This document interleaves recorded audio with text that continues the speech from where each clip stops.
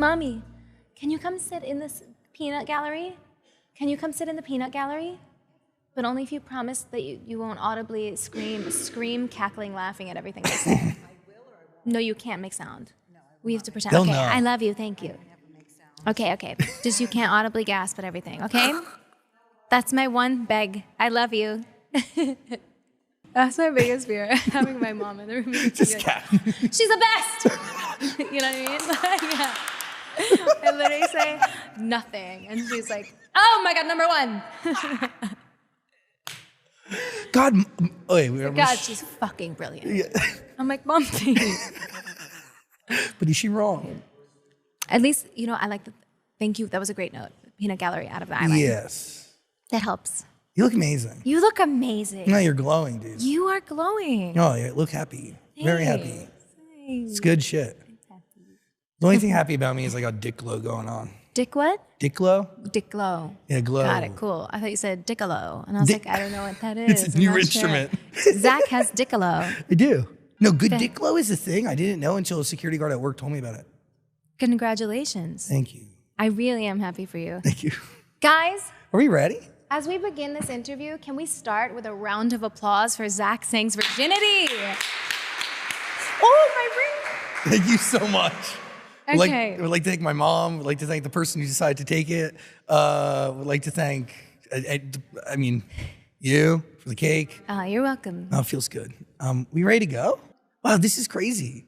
This is like familiar, but also so different. We're in a warehouse. I know, we are in a warehouse. I feel like we do have to start by addressing the incredibly different surroundings that we're in right now, because we really wanted to make this happen. We've been trying really hard to make this happen. And I was like, okay, great. I can do it on Zoom. And Zach was like, no, I'm getting on a plane.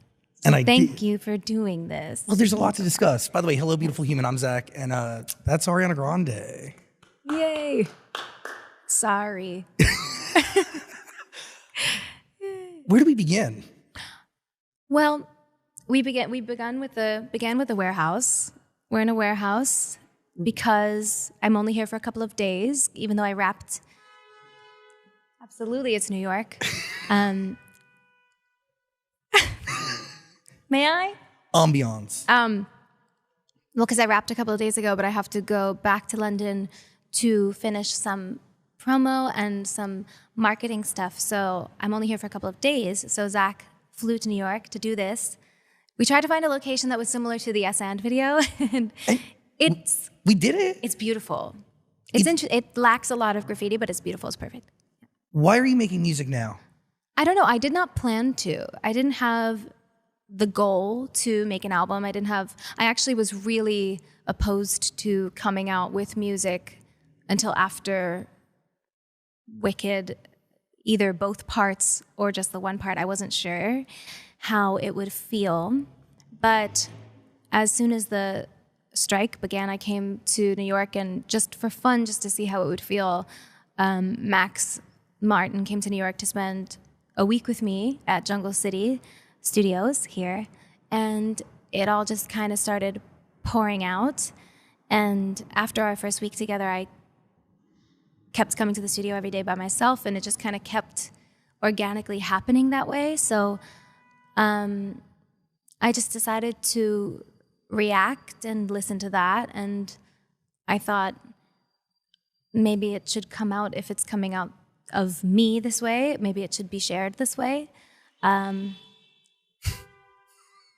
love it. It's in the heights. I am Usnavi. By the way, an album that we listened to when that movie came out on repeat. Every single day. It was crazy. Yeah. We'd go on long drives and that would be the only thing playing. 100%. You poor thing. I'm so sorry. Yeah. But there's a reason why so much came out so easily, right? Yeah, I think it had just really been a long time. Honestly, it had just been such a long time. The last time we spoke was 4 years ago. Positions was 2020. The last time we spoke, it was on Zoom because we were in the pandemic.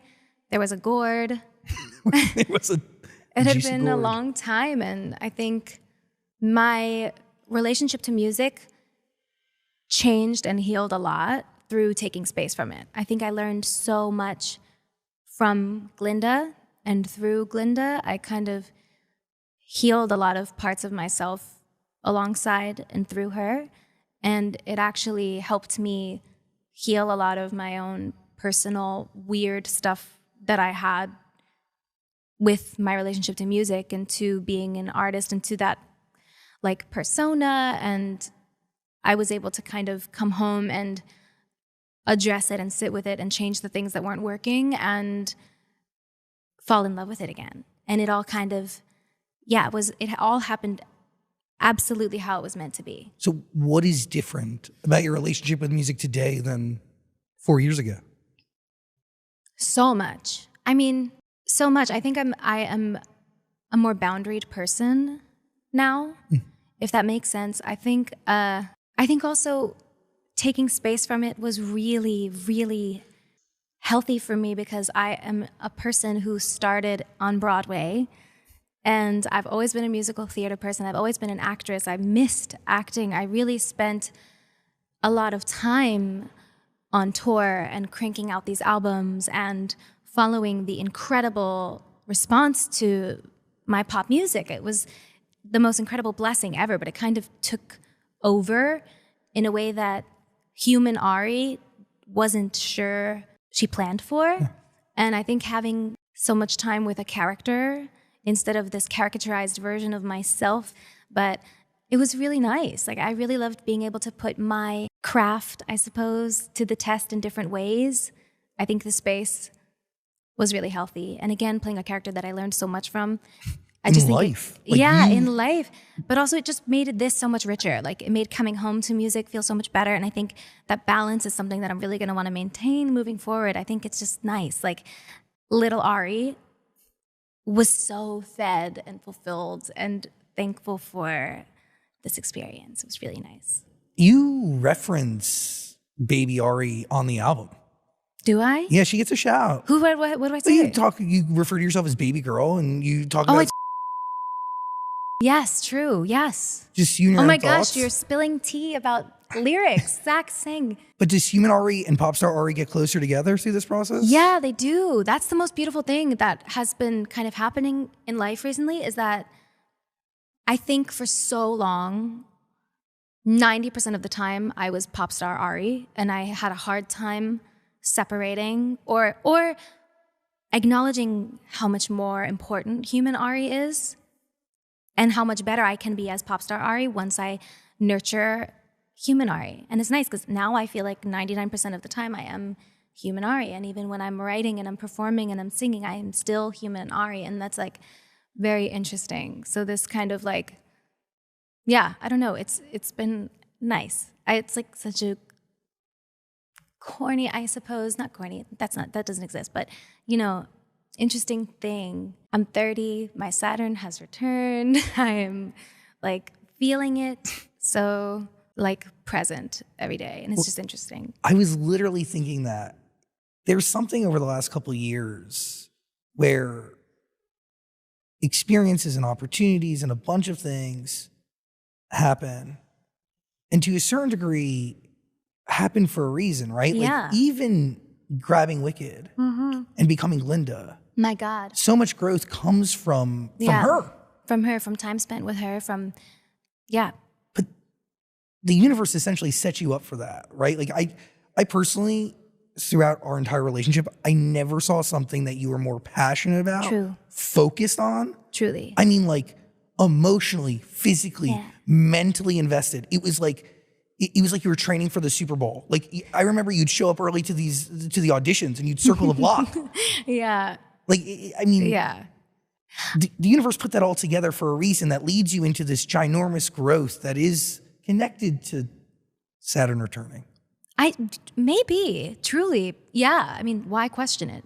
But I think, it's definitely something that I have never wanted something as badly as I did this.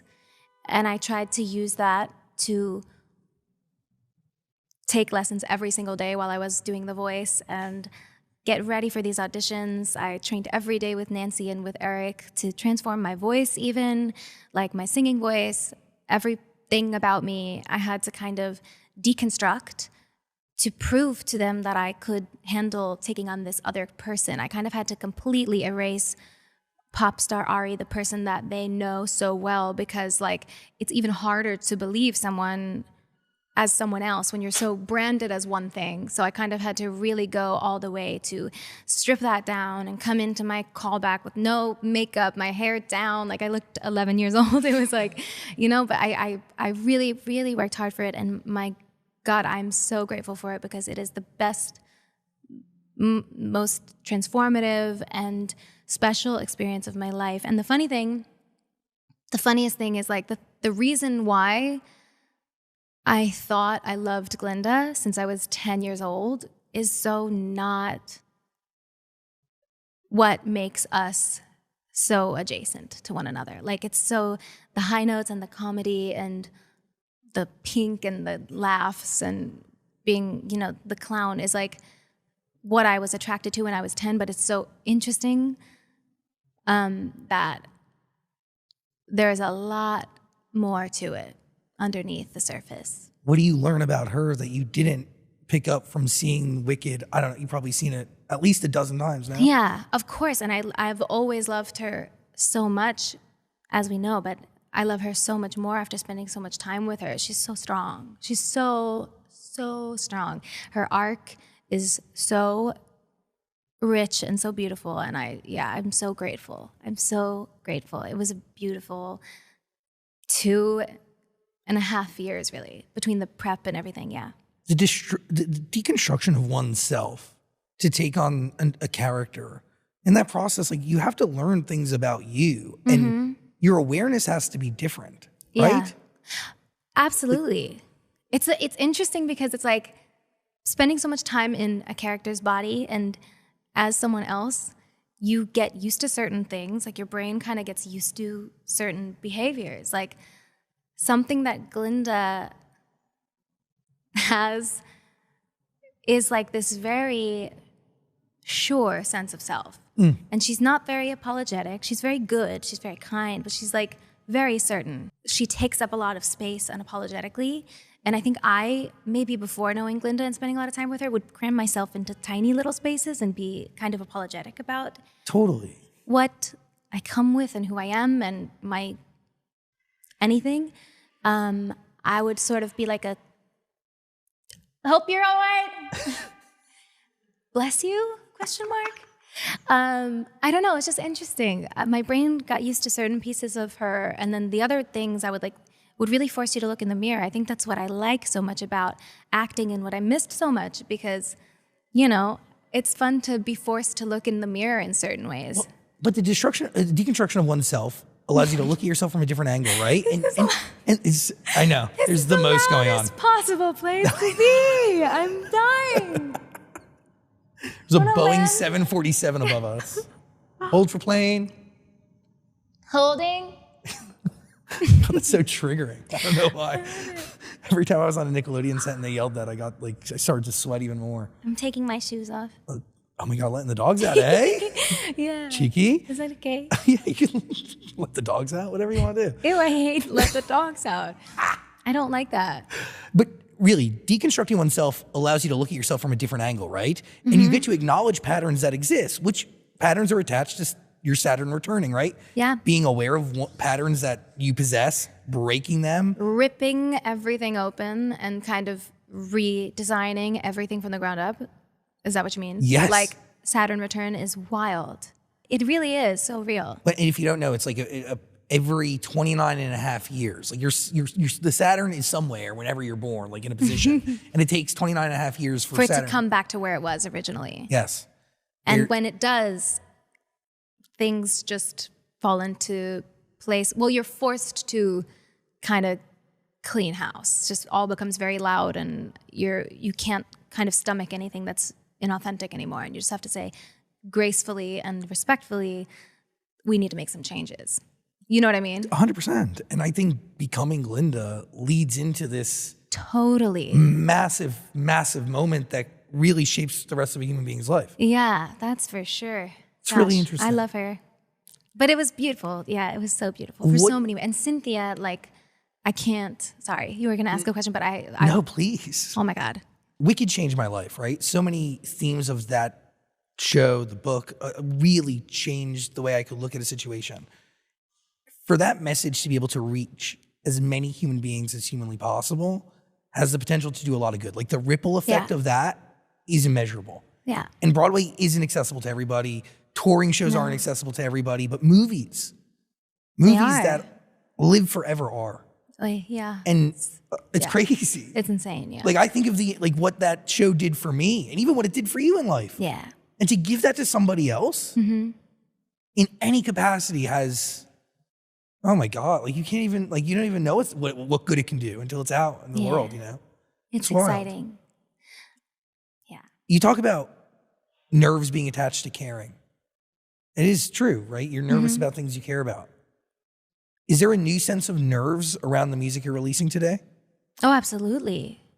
I think I'm the most nervous person on the earth. I am, just because I always care so much and I wear my heart outside of my body. And I love what I do so much, but I think also I am better at being a human than being an artist. I don't have that like robotic, tough cookie exterior that just can like do it, and you know what I mean? I am a Cancer and I am a person who is very sensitive, but you know, I love it. And I also think that if I'm not doing something that makes me nervous or scared or feel that anticipatory excitement in a positive way, you know, feeling those nerves in a positive way, then maybe it's not elevating my art. Maybe it's not there yet. Maybe it's not good enough. So I think it's a healthy feeling. So nerves, I think they are. This album, as we're hanging out today, it's unreleased. Do you feel like nerves will go away around this music at a certain point, or is it something I will go away at a certain point? Stop that. I'm going to be in a hotel somewhere. No, I'm kidding. Are you going to tour this album? I'm kidding. What? Are you going to tour this album? TBD. A lot of people talking about a 2-album tour, which you hinted to at one point. On your show, didn't I? Yeah, you did. I think I was buying myself time. And I didn't want to do that. I was like, yeah, and then the album will never happen, and then the tour will never. No, I'm kidding. I'm kidding. I think I would love to do shows. I love being on stage. I miss being on stage. I miss my fans so much. That's the honest to God truth. I had a really hard time emotionally on my last tour, but I think that's because of where I was at. Totally. So just like with music, I think I'm really excited to redefine my relationship to shows when I'm ready and to see what that looks like. I do have a very busy year with this and with Wicked. And then the next year I also have Wicked Part 2. So I'm interested to see what that would look like. It would obviously be shorter. If it were anything, it would be like a littler something, but I definitely do have the itch. I miss my fans. I miss being on stage. But then again, I also am not ready to announce any sort of thing or get people too excited because I don't want to disappoint. You talked about elevating your art being connected to nerves, but like, what does it mean to elevate your art in this sense? What are we getting from EternalSunshine that we haven't gotten before? Well, I think it's very different in a lot of ways. I don't like to do the same exact thing twice, but I think it's also different pieces of me. Like it's very me, but just kind of my favorite rendition of it. Does that make sense? I don't know. It is you. I really am not sure how to specify what's most different about it, but it's just as honest as the music you put out before. I can even make the case that it's it's incredibly honest. Like when you really listen to it, you hear a story. It's human, yeah. I wanted That's to, it. Yeah. I mean, it's incredibly human, but it's also touching on EternalSunshine of the Spotless Mind. So it's kind of a concept album, which I also haven't done before, and that's also kind of why I don't want to put out a second single before the album, because I would like for it to be heard in one piece. It's a story of transition and growth. It's a story of love and growth and also loss and addressing. I mean, you address the most. I mean, you talk about the most. But it's all cloaked in this. I do, but also it says everything and nothing at the same time. 100%. It's very vague and very specific, but all at once. But these songs are pouring out of you because there's so much emotion and so many experiences fueling it. It was definitely the most emotional writing process, for sure. Does it come naturally, or do these lyrics need to be refined over and over again? Like, what is the writing process? So I definitely did several passes at all of the songs just to kind of be protective, because I wrote them when I was very emotional, some of them, and then some of them were more, there are bops that are more fun, but actually even some of the bops I cried writing. but I think like the thing that was beautiful about it was when I was writing, it was with no intention for the world to hear it. I was just kind of like, let's just go. Let's see what comes out. And then when I was done, I remembered that people will hear it and how sometimes people can sensationalize things and assign meaning to certain things. And I wanted to make sure that I combed through just to make sure that it was what I intended, which even at my most heartbroken or most pained moments of the past few years, there was so much kindness.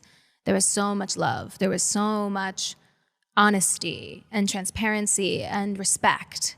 So even at the hardest moments of, the loss and the grief that you hear on some of the albums, some of the heartbreak stuff, like there was so much like love and transparency. So that was something I really wanted to make sure was captured. It wasn't like a fuck you at all and ever. Even like track number 2, I tried to make sure it was kind and giving credit for trying and for the goodness that there was. So that was like a tricky balance for me, because I definitely had some sessions where I was writing more emotionally and reactively, but that's also very human. So I didn't want to erase all of it. What is it like working with Max Martin again? It's the best. I love him so much. We have become so close over the past few years as friends. And I know we've been working together for 12 years, but I don't know. He's just been such an incredible friend these past few years. We were, before I left for Wicked, the few studio sessions that I did, which are all over TikTok. Thank you so much. I'll see you in jail, literally. But they're all real leaks. No, yeah, they were. But the thing is that those were all written for a TV show, for I remember this. Something that was not for me. So Fantasize comes out, crazy, was stolen, comes out, thieves, pirates, crooks, illegal. What? How are they stealing I'll pay you more to put it away, like to get it back. Why don't you want it out there? Because people think it's yours. They don't know the context. Well, that wasn't my song. That wasn't for me. It was like a parody of like a 90s girl group vibe, but they loved it. They loved it so much. And I was like, all of you are absolutely hypocrites. And B, that's crazy. It's so corny, but it's okay. I took the note and I kind of gave them Ariana's version of that on the album. I would say that exists. Oh, yeah. Which was so some of those seedling ideas from that time actually made their way onto the album, which is really exciting. But they're completely different now. So although you've heard them because you stole them again, they're very different now. So that's exciting too. Have you heard yourself as AI singing songs that aren't yours? Yes. What are we doing? Yeah. Well, you tell me. What? Why? I hate it. One of the cases that somebody made on our show the other day was like, I can use AI when I'm creating a song for an artist that I think should be for. Terrifying. So they'll shop a song as that artist, essentially. It's terrifying. I'm putting my shoes back. Dog's back in the cage, eh? Ew, stop saying that. Sorry. I'm sorry. It's okay. No, seriously, though, the AI thing is pretty wild. It's terrifying. there is the most going on, but parallel to all this, you're still running a beauty brand. Yes. That is thriving. Yay. Thank you. I mean, to watch this thing from the beginning that you worked on for so many years. Yeah. Can you just explain the tender love and care that goes into just a single product? Because oh my gosh. I mean, the thing about beauty that I kind of knew from fragrance beforehand is just it takes so long for one product to become perfect and to become realized and to have it out on the shelves. It's like 2 years, foundation more, like to longer.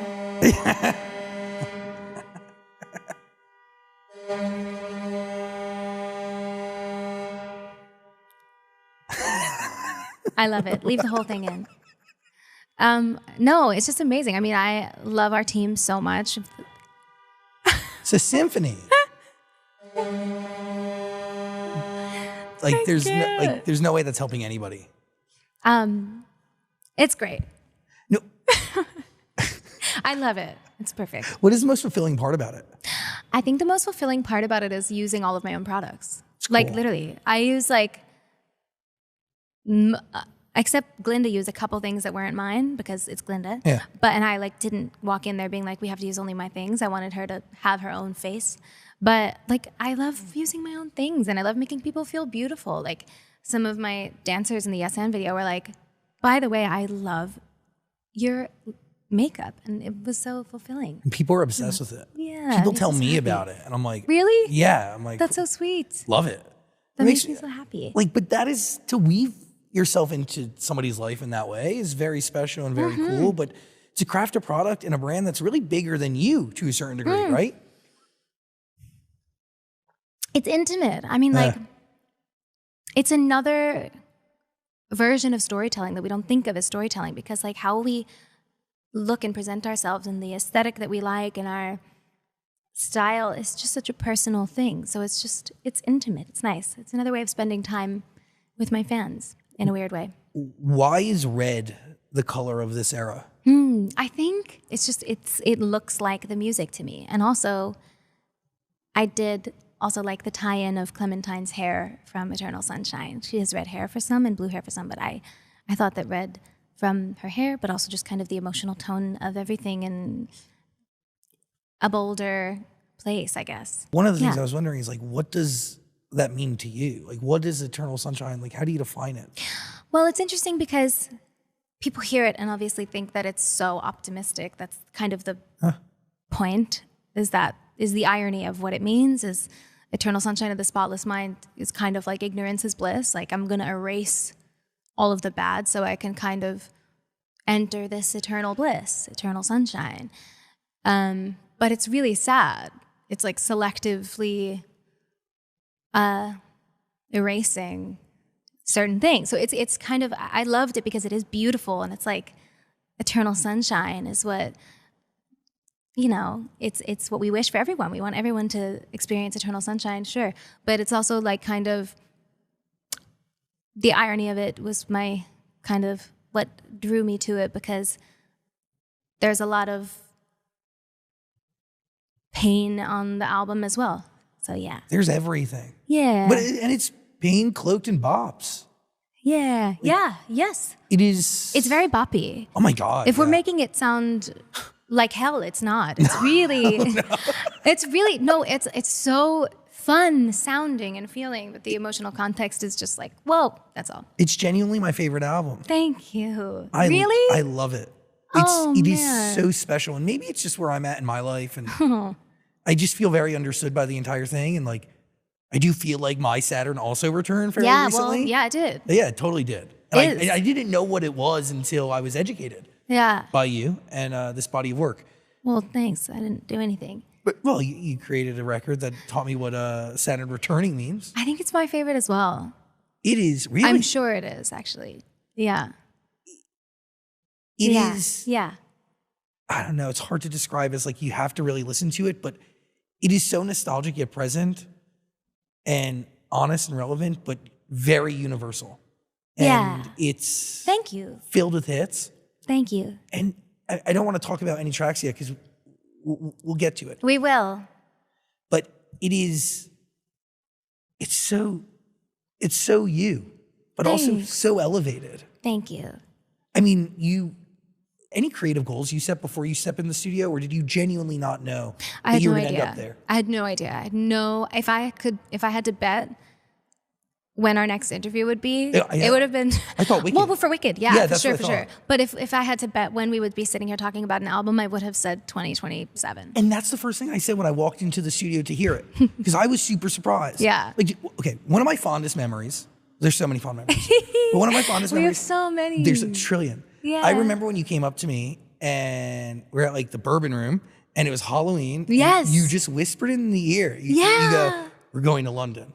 Oh my God. Like, I will remember for the rest of my life. And you were like, I don't know what that means. No, I knew exactly what it meant. Yeah. It meant you were going to fucking be in Wicked. Yeah. I'm sweating just thinking about it. Oh my God. And in that moment, like, ooh, that was the best night of my life. That was the best day of my life. well, because I don't think people know that it was, it had to have been close to a year of like not knowing, right? Well, it was like the whole audition process and prepping for the auditions was like 6 months. Yes. Like voice lessons every day, acting lessons every day, Nancy Banks, Eric Vitro, the best people in the world, every single day.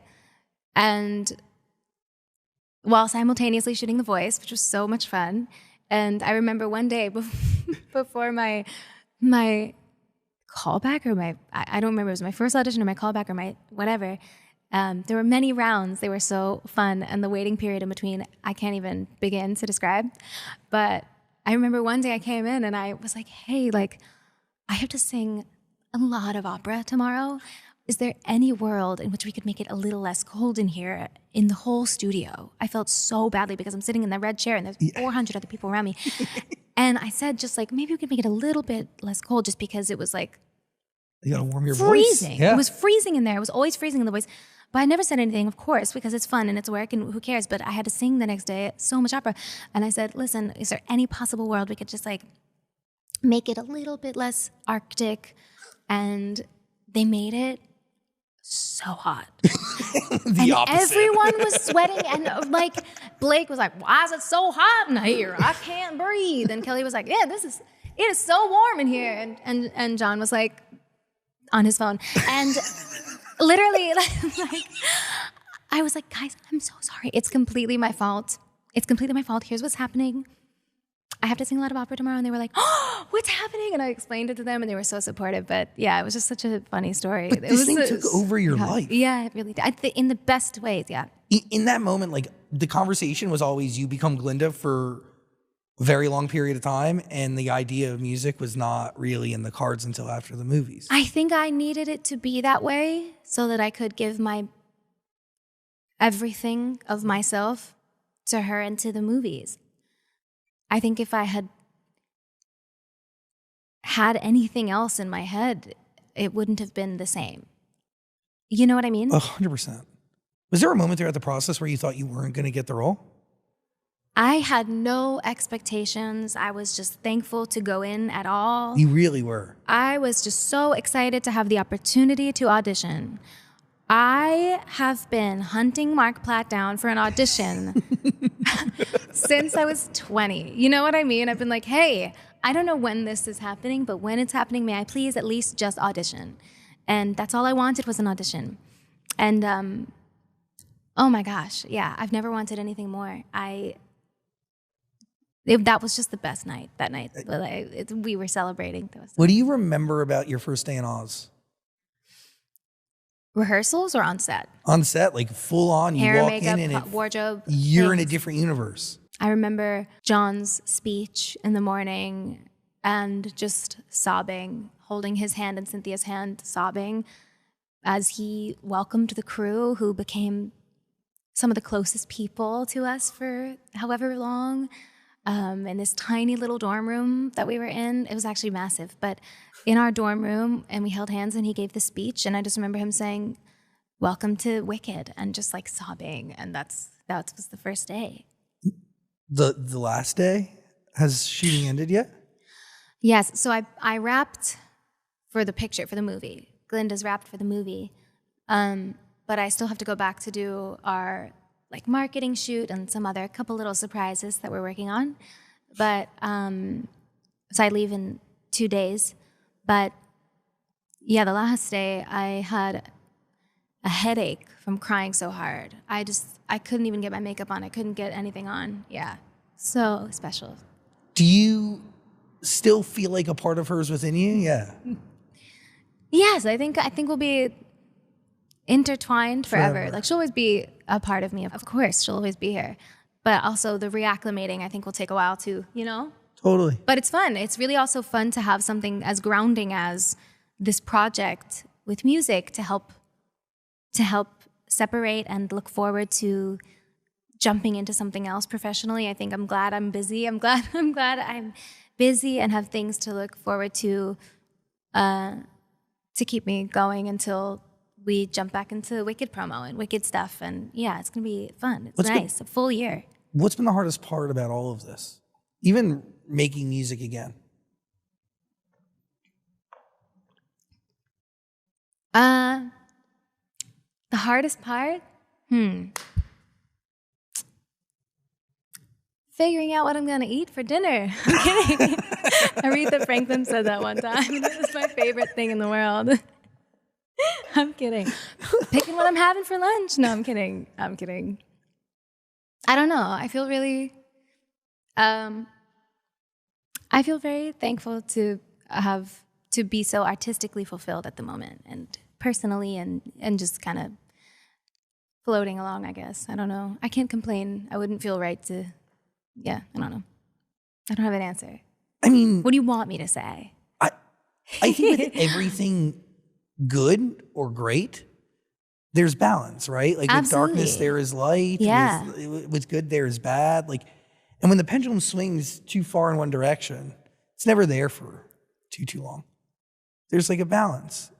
Of course, yeah. I don't know what I'm trying to say, but I'm just trying to I feel like you, before the interview, snuck an edible and just began to hit. That's what this feels like to be on the receiving end of. Just so you're aware. The whole time? That's what. If you no, just now. Oh, just that one. Okay, now. Got it, I'm like, holy shit, he's going. No, because I'm thinking to myself, like, life is amazing, but in order to get to amazing, there is darkness, right? Like, of course, yeah. Everything is bundled with something, and it's. I when I listen to this album, I feel like you're sharing yourself in a way that one, you haven't done in a while, and then two, I feel like you're talking to people who feel like they know you but don't. Sure. Yeah. I get what you're saying. There is a sense of misunderstanding. It's for my fans. There is a sense of this album where you're talking to people who have come to their own conclusion. What? People have crafted their own narratives. Yeah. The thing is that, like, we know this about the tabloids and about the media and about, like, am I crazy? Don't we know this? Yeah, but nobody cares for the sake of a good story or for curing one's boredom on the internet. Right, but that's what I'm saying. It's like we selectively remember that this is what the tabloids do to people, especially women, based on whether or not we like the person. We selectively remember that. We selectively leave space for humanness, for nuance. Like, they don't leave space for that. Well, they do for their friends and their family. It's selective. Yeah, but when they turn it off, when that aligns with the version of a person that they have in their head that they want to believe is true. Does that make sense? 100%. Yeah. But I don't say this for them. Again, I'm saying it for my fans, for myself. Is there anything you wish people knew? About what? Any of it? All of it? You? It's a two-handed grip, eh? Plenty. We don't have enough time, but if you guys want to come to La Masseria one night, please let me know. We can get into all of it. No, I feel like we don't need to go into any specifics, but of course there's like an insatiable frustration, inexplicable, hellish feeling with watching people misunderstand the people you love and you and anything. That yeah, of course. It's It's annoying, but I do feel like this album quiets that. Oh God, I hope so. I don't think it does. I really do. I think it does. I think it's the absolute worst idea. I'm so nervous. Well, because pieces of it touch on things that are real, and then pieces of it are also just like a part of the concept. Yeah, part of the concept. So what is that separation? And it's so scary to leave it up to these selective memory people to decipher. It's scary, but I digress. Too late. The vinyls have been printed. How do you know this album was done? I felt it. The last song I wrote for the album was the missing color that I wanted to make sure was there. And once that was there, I knew it was done. I think some of my fans will not like how short it is, which I understand and I'm flattered by it because they always just want more, more, more. And I'm thankful for that. But I do feel like it's a concise album, and I don't think it needs more. There's nothing more to say, and it is exactly what I wanted to make. So I'm going to let it be. I think it's time we go track by track. Let's do it. Yeah. I'd love that. Oh, fun. Okay. Let's do it.